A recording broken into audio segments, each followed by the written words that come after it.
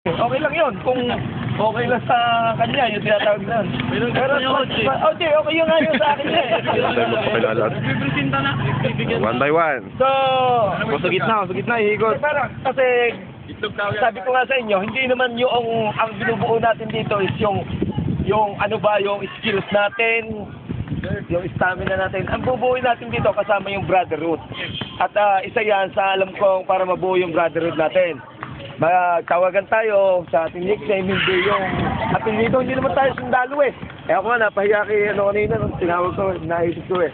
Kaya ka na ha? Prince, anong common, si Prince. Ito, si Tutoy. Ako na mag-ano, si Tutoy ito, si Tutoy. Ikaw, Bernard, anong nickname mo? Bernard, artista, artista palayaw.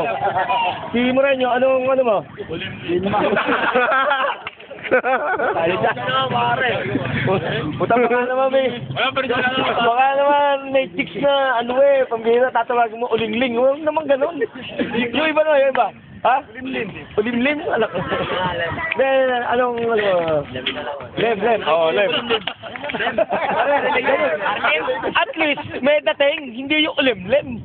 Lem, okay. Si Michael, si Jacobe, Michael, okay. Toto. Ay, Toto, yan, tutoy. Isang Toto, isang tutoy. Tutoy. Utang nila. Hindi nga, Jan or Jano. Si, Pick. Okay. Puta, mabigat ito. Pag nagbigay ng instruction, Pick, baka akalaan nyo, si Pick lang ang player kay Pick. Piko. Dapat Piko. Piko na lang, Piko.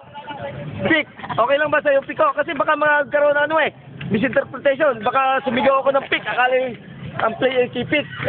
Piko. Piko. Si Nip. Ha? Nip. Nip.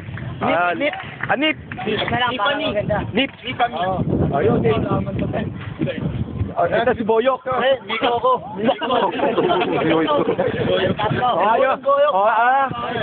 Ayaw ng Boyok.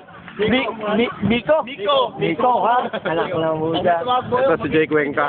Ito si Raymond. Raymond. Okay.